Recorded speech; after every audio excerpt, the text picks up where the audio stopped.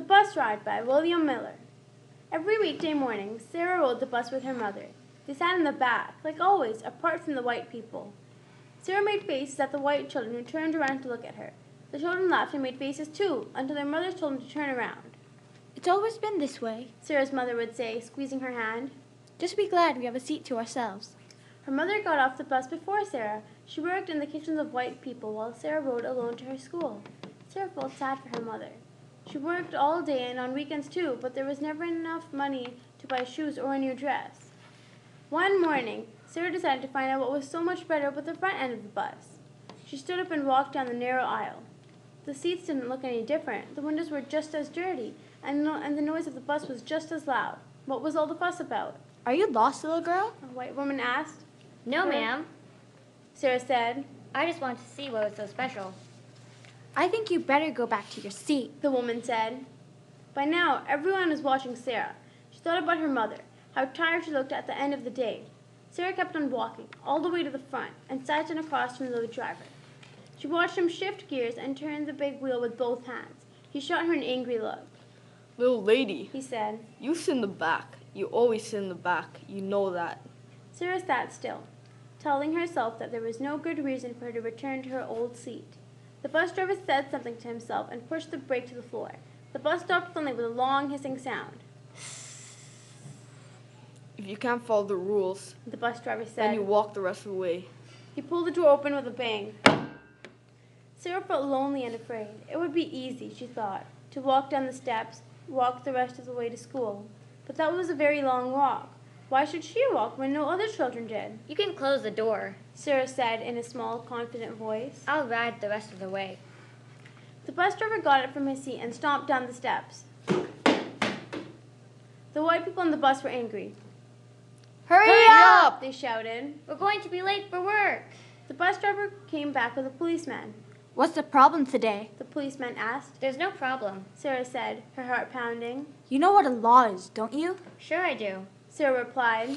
We learned about them in school. That's right. The policeman said, smiling. Well, one of the laws says that your people ride in the back of the bus. So if you don't want to break a law, you should go back to your seat.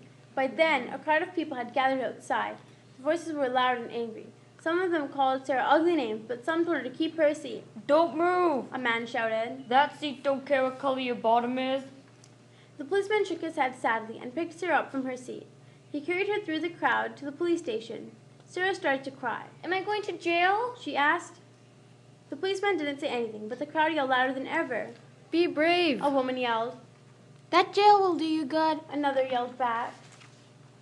Inside the police station, Sarah sat at a big desk while the surgeon called her mother at work. A tall man with a camera took Sarah's picture. I'm from the newspaper. He said. I write stories about people who do brave things. The little girl is just confused. The surgeon said, patting Sarah on the back with a big rough hand. The word about Sarah spread quickly. Many people came by to look at her. Someone brought her a candy bar. Sarah didn't realize how hungry she was until she took a bite. When the candy bar was halfway gone, Sarah's mother walked in the door. Let's go. She said, reaching for Sarah's hand. I think it's time to let the police go back to chasing real criminals. Just make sure your daughter knows where to sit from now on. The surgeon shouted after them. Outside, the newspaperman took more pictures of Sarah and waved goodbye. I'm sorry, Mama. Sarah said as they pushed through the crowd. I didn't mean to cause any trouble. I just wanted to see what was so special. That's all right. Her mother said. You didn't do anything wrong. They walked the rest of the way home without saying a word. Sarah's mother came into her bedroom that night and held her in her arms. I'm not mad at you, Sarah. She said. You're as good as any white child in this whole wide world. You're somebody special. Then why can't I ride in the front of the bus? Sarah asked, feeling more confused than ever. It's the law. Her mother said. But that doesn't mean it's a good law. Won't the law ever change? Sarah asked, looking up in her mother's tired eyes. Maybe one day. Her mother said softly. The next morning, Sarah's mother asked if she felt like walking instead of taking the bus. Her mother was trying to smile, but Sarah saw that there were tears in her eyes. It's not such a cold morning anyhow. Her mother said. God gave us 2 feet. He didn't give us an old bus. Now, did he? Sure, Mama. Sarah said. I like walking. I don't mind. Together they strolled past the bus stop.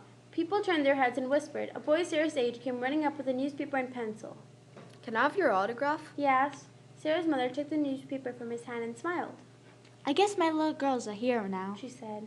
Sarah looked at her picture on the front page and felt embarrassed. Let's go, Mama. She said, but it was too late.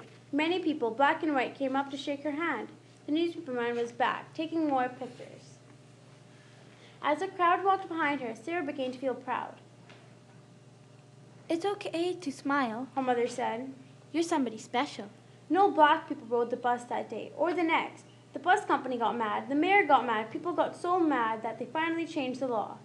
Step right up, little lady. The bus driver said, opening the door. Sarah was about to sit down when they turned and looked at her mother. She wore the same coat and the same shoes she had worn for years, but there was something different about her mother today, the pride and happiness in her eyes. What are you waiting for, Sarah? She asked. If anybody earned a right to sit at that seat, it's my daughter. The bus driver looked at Sarah. The people on the bus looked at Sarah. No, Mama. She said. This seat belongs to you. Her mother smiled. They sat down together. The bus rolled forward through the town.